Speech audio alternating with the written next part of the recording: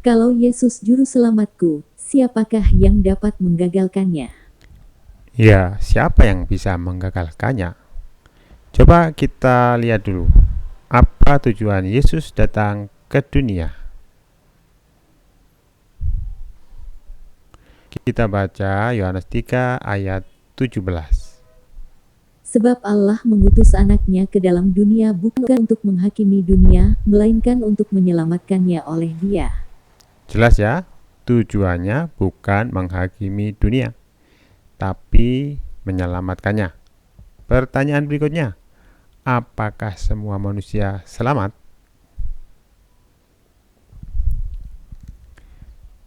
Tidak. Katanya datang untuk menyelamatkan dunia, kenapa enggak semua selamat? Kita baca Yohanes 3 ayat 16. Karena begitu besar kasih Allah akan dunia ini, sehingga Ia telah mengaruniakan anaknya yang tunggal, supaya setiap orang yang percaya kepadanya tidak binasa, melainkan beroleh hidup yang kekal. Ya, yang tidak binasa atau selamat adalah setiap orang yang percaya Yesus. Selamat dan beroleh hidup, bukan hidup sementara, tapi hidup kekal, hidup selamanya. Yang tidak percaya ya tidak diselamatkan. Kalau kita baca Efesus 2 ayat 8 berbunyi seperti ini. Sebab karena kasih karunia kamu diselamatkan oleh iman, berarti oleh percayamu kepada Yesus. Itu bukan hasil usahamu, tetapi pemberian Allah. Yang dimaksud percaya kepada Yesus itu yang bagaimana? Nah, di Roma 10 ayat 9 berkata seperti ini. Sebab jika kamu mengaku dengan mulutmu bahwa Yesus adalah Tuhan dan percaya dalam hatimu bahwa Allah telah membangkitkan Dia dari antara orang mati, maka kamu akan diselamatkan. Artinya mengaku dengan mulut adalah bersaksi bahwa Yesus adalah Tuhan. Percaya bahwa Allah telah membangkitkan Yesus dari antara orang mati, artinya hati kita itu menerima penebusan Yesus di atas kayu salib, ganti dosa kita. Yesus telah mati bagi saya. Yesus telah bangkit bagi saya.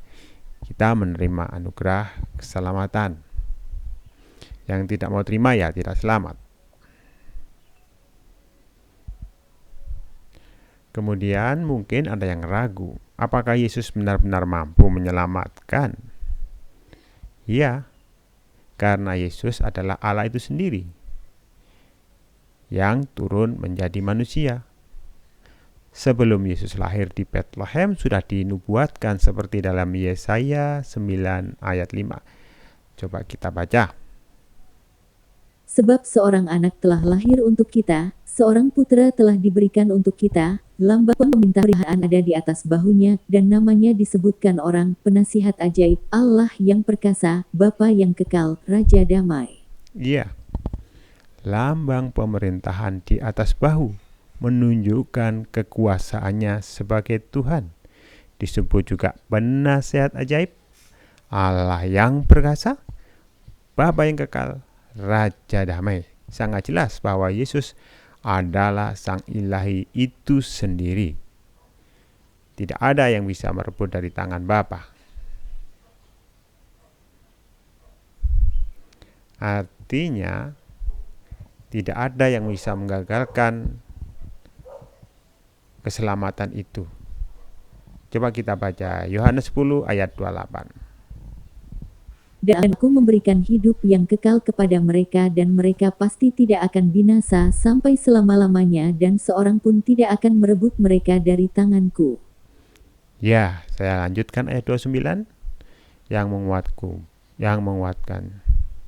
Bapakku yang memberikan mereka kepadaku lebih besar daripada siapapun, dan seorang pun tidak dapat merebut mereka dari tangan Bapa. Jadi tidak ada yang bisa menggagalkannya, kecuali kita sendiri yang tidak mau menerima anugerah keselamatan itu.